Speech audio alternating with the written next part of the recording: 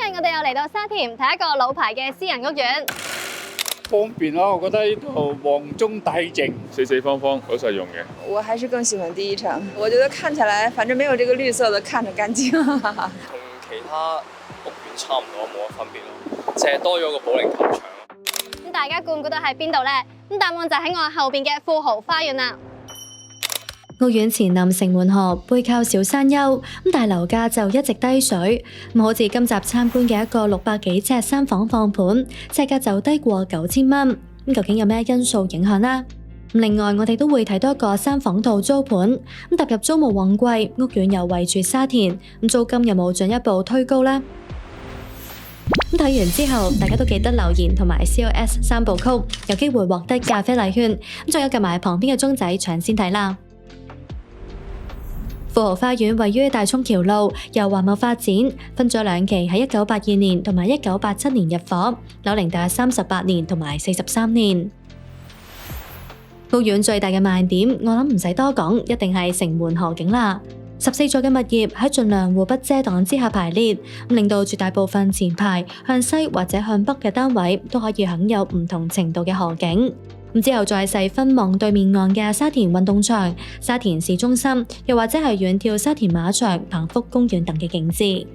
至於唔係望河景嘅單位，大部分向南或者東南嘅景觀都唔錯，同樣清幽㗎，因為後邊就有一座小山，可以好近距離咁望到翠綠山景。由於呢一座山唔高，所以去到中高層普遍都望得穿，遠望沙田第一城、威爾斯親王醫院或者沙田圍方向一帶嘅市景。不過都要留意啊，山坡上面係有祖墳，部分單位係有機會望到，甚至會正望添。雖然山坡景就唔及河景開揚，但係代理就話兩邊嘅造價相差唔大。主要係由於向河嘅一邊會有西斜問題，而且對出就係大涌橋路，亦都有機會受到行車聲嘅影響。參考近期土地註冊處嘅成交，以兩個嚟自雅士閣即係 E 座嘅單位為例，向海嘅中層三房就面積670尺，成交價就係接近617萬，成交尺價係9200幾蚊。另一個高3層就面積831尺，向山嘅三房套單位，成交價就係大概715萬，成交尺價係8600幾蚊。山景比河景低大概6%，不過都要視乎埋樓層同埋內籠質素等嘅因素。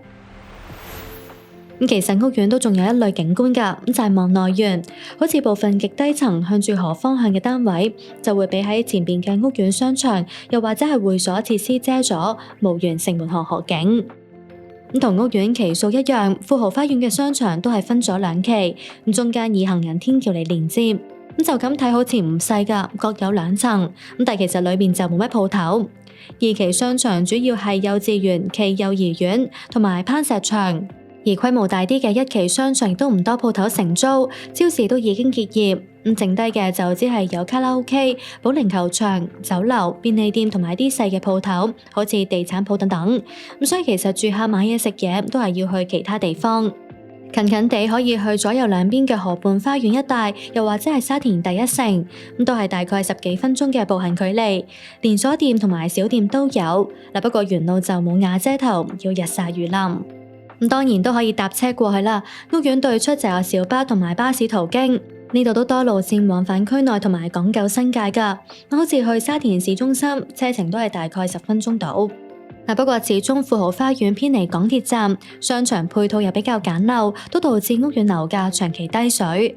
加上部分會所設施，好似健身室、網球場、標準游泳池都已經關閉，淨剩返嬉水池同埋少量公園設施等等可以用。仲有大廈嘅外牆問題，某程度亦都壓低咗個樓價。喺2006年嘅時候咧，已經做過大維修㗎啦。咁可能當其時個維修費就用一啲平啲㗎啦。咁所以外牆都係用啲去修修補補咁樣，就唔係去換咁樣咯。咁但係嚟緊會唔會再需要去做大廈維修咧？咁亦都有咁樣嘅機會嘅。但係如果唔介意，就可以以比較低嘅價錢入手大單位啦。富豪花園近80成嘅單位都係三房戶型，就面積介乎560尺至到1450尺，提供多款嘅開式選擇。其中面積最細嘅純三房只有帝王閣 I 座、翡翠閣 J 座、文禧閣 M 座同埋麗人閣 N 座提供，咁都係嚟自第二期。咁見到呢4座會比起其他座數都多啲伙數㗎，一層有8伙而唔係4伙，咁係因為呢幾座仲提供屋苑少有嘅兩房單位。咁全盤超過1900伙，兩房就只係有400幾伙，佔咗大約2/2。清一色實用465尺，開則都係一樣。入嚟係廚房，但就冇玄關，咁可以喺長直型嘅客廳劃出部分空間嚟做返。因為喺廚房同埋浴室嘅中間呢，就已經有凹位做飯廳㗎喇。咁至於2間睡房就並排喺單位嘅盡頭，咁但係就唔係眼鏡房嘅設計。由於兩房伙數少，放盤唔多，咁所以成交都唔算活躍。今年暫時錄得大概5宗嘅成交，咁都係望內園或者山景方向，咁低層同埋極高層都有。咁成交價就介乎425萬至到478萬，咁成交尺價大概9100幾蚊至到1萬蚊。至於住大嘅三房，今年至今已經錄得超過20宗嘅成交，咁同舊年全年嘅三房成交宗數相若，咁成交價就介乎497萬至到938萬，成交尺價就大概係6800幾至到9500幾蚊。如果近3個月二手成交咧就有10宗，平均尺價咧就大概9000蚊到，咁大單位嘅尺價就大概係8000零左右咯。比之前係多咗嘅，咁主要係受惠於我哋而家嗰個租金上升啦，咁另外亦都嗰個利息係跌咗，出現咗公平個租嘅情況之下咧，咁吸引咗好多客人嚟入市嘅。佢呢度個價錢咧就係喺同區嚟講都係屬於比較低水啦，尤其是譬如比起我哋隔離嘅對手第一城啊、碧桃花園啊呢啲，咁我哋呢度係比佢哋係低水好多嘅。我哋去一期雅士閣 E 座參加一個三房放盤，咁途中就經過有蓋停車場啊，咁都泊到唔少車。呢個車位比例咧係非常之充足嘅，佢車位咧大概係有1470個嘅，佢有分冇蓋嘅車位，有啲係 basement 嘅，咁 basement 嗰啲又會平啲啦，大概2000蚊度啦，咁冇蓋嘅就最平，大概1500至1700蚊度，咁另外有啲係地面一行出嚟最方便而有 cover 嗰啲咧，咁嗰啲就大概2500蚊左右嘅，買賣價大概係由38萬至到去80萬左右咯，咁亦都係冇蓋同有蓋嘅區分。雅士閣係1層4伙嘅佈局，咁但其實無論有幾多伙啦，屋苑都係提供2部電梯，分單雙樓層用。放盤嚟自低層 D 室，就面積670尺，業主已經放盤咗一段時間㗎啦，而家叫價600萬，圍起上嚟尺價大概8900幾蚊。嗱，入到嚟啦，見到業主都保留翻啲傢俬喺度啊，咁都可以見到咧大致嘅佈局係點樣啦。咁單位咧就係冇玄關嘅，咁見到喺隔離就會有一幅大嘅牆身啦，咁可以咧做到個玄關櫃喺度。咁另外咧，依邊仲有位咧可以擺到組鞋櫃，咁但係中間咧都依然有唔少嘅走動空間。咁其實如果唔係好似業主咁做屏風櫃嘅話，我覺得甚至係有條件擺到一張6人餐台。飯廳呢邊有窗，打開露台門就可以做到對流通風嘅效果。嗱，客廳呢一邊咧就可以擺到張3座位嘅 L 型梳化啦，而前邊仲可以擺到個細細地嘅茶几仔。呢度嘅樓底8尺幾，唔算高，咁所以見到業主咧都只係配搭咗小型吊燈。單位向西北，理論上就係望城門河方向，不過因為位處極低層，咁所以望出去啦，就正如我之前所講，會以屋苑嘅公園、嬉水池咁同埋商場嘅外牆為主，咁睇唔到河景，亦都唔算好美觀，咁但係至少咧都遠眺到對面岸嘅山景，亦都望到個天，咁所以光線尚算充足，而且商場建築亦都可以擋到部分嘅車聲，咁係間中會有啲小朋友玩嘅聲。單位相連咗個露台，由於呈現近似 L 型，所以可以活動嘅空間實際唔多，咁但係用嚟晾衫又或者放張凳仔喺度坐下啦都夠位嘅。咁至於較窄嘅一邊呢，就可以用嚟擺雜物又或者清潔用品。入翻屋裏面，咁除咗最細560尺嘅純三房，屋苑其他嘅三房開則，廚房、浴室同埋睡房都係沿住長走廊入。我哋先睇下廚房。對比起單位嘅面積啦，見到廚房係幾大下㗎，咁有3邊嘅工作台面啦，咁所以佢嘅備餐啦同埋收納空間咧都係非常之充足，咁但係可以有呢一個格局啦，就係因為業主咧將原本只有座廁嘅洗手間啦，就打通咗納入咗嚟呢一度嘅範圍。睇翻平面圖，嗰個洗手間嘅空間就正係差唔多一邊工作台面咁大，咁所以都令到廚房可以擺多唔少家電。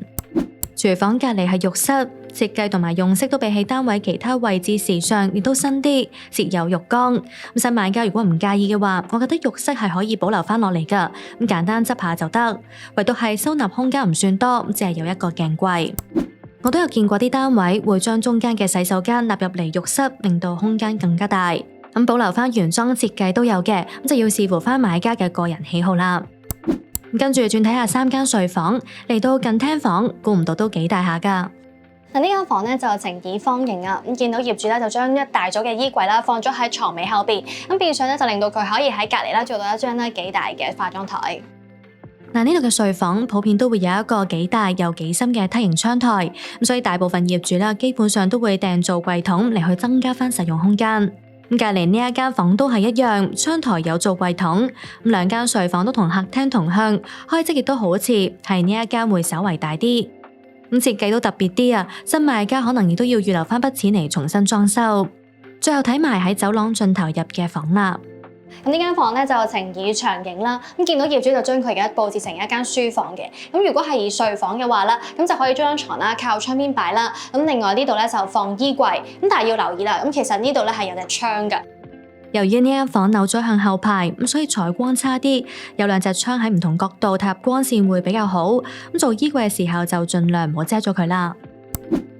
單位由長程業主持有，早喺2006年9月就已經買入，咁當時嘅作價就係大概230萬，一直自住，直到去近呢1年放盤。如果單位最後成功以目前嘅叫價600萬賣出，以買入價嚟去計，業主帳面可以賺到大概370萬。持貨大約19年，單位升值大概1.6倍，略為跑贏同期大市大概1.57倍嘅升幅。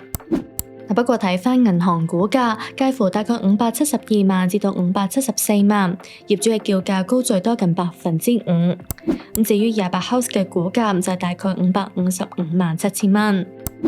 咁我哋再參考埋近期嘅成交啦。6月初嘅時候，同咗一個同放盤、同面積、同間隔、同座向嘅單位，就以大概617萬易手，尺價係大概9200幾蚊，比放盤嘅叫價高近3%。嗱，呢個成交單位位處中層，可以享有城門河景，咁造價比起放盤高都係合理。咁但係見到相差唔多㗎。如果放盤業主願意稍為調整一下叫價，咁相信會更加有競爭力。不過代理就話啦，而家成個富豪花園計埋2房放盤都唔多，即係有大概19個，咁變相都支持到業主嘅叫價。因為呢度始終咧都係一個自住嘅屋苑為主，咁有啲業主確實地係唔想好平賣，因為始終我哋沙田區咧冇乜新樓去做一個比較，係啊，有嘅新樓咧都已經係大概爭咗1倍嘅價錢。雖然係呢度係舊，但係我哋比較實用，而且有露台，咁對於一啲家庭客嚟講咧，佢哋亦都覺得係好滿足到佢哋嘅住屋需要。呢個租值都可以 cover 到，因為呢度嘅租值都好高。譬如以呢個單位為例，咁佢可以租到大概係23,000蚊左右嘅。我哋都計數啦。假設新買家買嚟投資，要月租大概23,000蚊，即係尺租大概34蚊嚟去計，扣除每月管理費大概1400蚊之後，每月實收大概21,600蚊，有大概4.3厘嘅回報率，咁高過同類型單位大概3.2厘嘅大市水平。不過都要留意單位嘅層數、景觀，以至係內籠質素等等，都有機會壓低或者提供到租金水平㗎。另外唔同單位嘅管理費亦都會影響到租金回報率，但係就唔會話相差好多。管理費咧，呢度咧好老實，其實座都唔同嘅。咁但係如果概括啲講咧，就大概係由使用面積1個6毫至到2個2毫左右啦。因為佢大細唔同，有啲單位譬如725尺嘅單位，佢哋嘅管理費大約係1600蚊度，咁你計翻出嚟就大概係2個2度咁樣咯。咁主要係分翻間隔唔同去區分咯個管理費。如果買家唔係買嚟投資而係自住嘅話，以成交價600萬，按息率超過2厘嚟去計，每月供款係大概21,600幾蚊，月入要求就要大概49,700幾蚊。難得嚟到啦，我哋都睇多個租盤啊。咁睇完之後會再分析埋富豪花園嘅租務情況。租盤就嚟自明麗閣 D 座，因為都係1期嘅座數，咁所以電梯大堂都冇話有好大嘅變化，都係1層4伙。我哋參觀嘅係一個極高層嘅3房套單位，就面積725尺，業主而家叫租26,500蚊，圍起上嚟尺租大概36個半。嗱，呢個單位嘅開則啦，其實同啱啱個放盤咧係差唔多㗎，不過佢就少啲傢俬啦，咁所以就可以更加清楚咁樣咧見到呢度嘅格局，咁都係好四正、好實用同埋好闊咯。咁見到由門口入嚟啦，都係有兩邊櫃，可以擺到唔少嘢同埋鞋。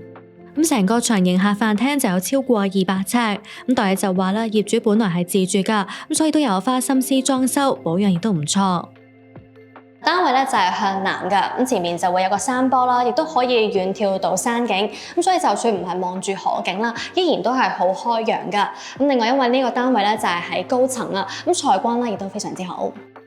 入去走廊睇下廚房、浴室同埋3間睡房啦。咁廚房就呈現長形，比啱啱個放盤啦未打通之前仲要細，咁但我就覺得備餐同埋收納空間都充足。整體上算新淨，喺台面上有啲使用痕跡。不過喺我哋拍攝當日啦，都有裝修師傅上嚟準備執收㗎。咁呢度就冇提供到雪櫃，咁租客需要自己去買。咁相反，洗衣機就有放咗喺隔離嘅浴室。由於呢度將浴缸改為縮細咗嘅企缸，並且將坐廁調到去最後喺企缸嘅隔離，咁所以而家就擺到洗衣機之餘啦，置物嘅台面亦都增加咗唔少。廚房同埋浴室對面係近廳房，唔使多講啦，面積都係好大。咁見到業主都盡用空間做咗上床下地台嘅設計，咁進一步增加單位嘅儲物量，咁同時又可以用嚟瞓覺。不過因為係訂做家私啦，咁所以會限制咗房間嘅用途，相對就冇咁彈性。咁睇下隔離間房又係咪咁樣啦？嗱，呢間主人房咧同我哋啱啱睇嘅放盤就有啲唔同啊。咁佢係相連咗個套廁啦。咁見到道門咧係打斜開嘅，咁就唔係有條玄關走廊去遷就佢。咁變相見到咧嗰個寢區嘅位置咧都係幾闊落。嗱，出到嚟啦，見到呢一度啦已經做咗一個嵌入式嘅大衣櫃啦。咁所以其實呢一邊咧就有足夠嘅位置可以做到3邊落床，咁再兩邊咧放多個床頭櫃。收納嘅位置當然唔少得窗台櫃桶。咁睇埋最後一間睡房，同放盤唔同，呢度呈以方形，咁都算好擺嘢。嗱，呢間房咧就扭咗向北啦，咁見到咧其實都係望住咧自己屋苑嘅其他座數，咁感覺咧就會有啲壓迫啦，亦都唔係話好美觀。嗱，不過好彩啦，喺呢一邊啦，亦即係向東嘅咧，佢都有隻窗喺度啊，咁佢就係對住啦欣庭軒啊愉翠苑嘅方向，咁中間咧會有個山坡，有啲綠色嘅樹景嘅，咁相對上咧就會開揚好多啦。咁就算我將呢一邊落咗簾去遮住嘅話咧，都唔會影響到呢間房嘅採光。業主而家叫租26,500蚊，呎租近37蚊。如果成功以呢一口價租出，以佢喺2020年1月嘅買入價大概888萬嚟去計，扣除管理費大概1600蚊之後，每月實收大概24,900蚊，有大概3.3厘嘅回報率，略高過同類單位嘅大市水平。咁大爺就話，由於富豪花園以用家為主，加上租客以家庭客居多，仔女都喺附近嘅學校讀書，租期一般比較長，可能有5至6年，咁所以屋苑向來租盤都唔多，一有盤源都好快獲得承租。近3個月就錄得大約6宗嘅租務成交，以3房為主，月租就由大概2萬蚊至到29,000蚊不等，視乎面積、景觀同埋裝修等而定。不過就冇我哋參觀租盤尺數相近嘅租務成交。參考翻我哋28 House， 如果對上一宗725尺嘅租務成交，已經係喺2月嘅時候錄得，嚟自碧華閣 B 座嘅 B 室，以23,800蚊租出，尺租大概係33蚊。雖然呢個單位望河景，但位處中層，唔及參觀租盤高。加上而家正值暑假租務旺季，參觀租盤叫租比成交租盤高大概1:1，亦都算係喺合理範圍之內。事實上，樓價仍然處於下滑嘅階段，但係住宅租金就越升越有。屋苑同類型單位嘅租金已經按年升咗大概1成。主要都係因為啲內地專才家庭同我哋香港人去搶啦。係啊，因為佢哋會比較中意呢啲 size 多啲。學生都有，但係就唔算話太多，因為始終我哋呢度單位面積比較大，咁可能佢哋會選擇喺隔離第一城啊嗰啲會多啲。富豪花園好受隔離第一城或者其他屋苑嗰個影響，隔離升，我哋呢度就升。佢又話：而家嘅屋苑有大概8個嘅租盤，3房叫租由2萬蚊至到29,000蚊，2房就由17,500蚊起。我哋今日睇嘅呢一個屋苑啦，外表上望落咧就舊啲啦，不過咧就有個咧幾靚嘅河景啊，咁所以其實最開頭嘅時候我係諗住揾一啲咧河景嘅房盤睇㗎，嗱不過可惜鎖匙盤就少啲啊，咁所以我哋最後就拍咗兩個啦，望山景同埋望內園景嘅單位。咁我自己其實都覺得山景嗰個唔錯嘅，雖然就冇河景咁靚啦，咁但係望出去咧個視野都係好開揚，而且裏邊嘅價格咧都係好實用市正㗎。唔知道大家係咪都係咁樣諗咧？都喺下邊留言話俾知㗎，有機會獲得咖啡禮券。咁最後中意呢條片嘅朋友就記得 like 同埋 share 啦。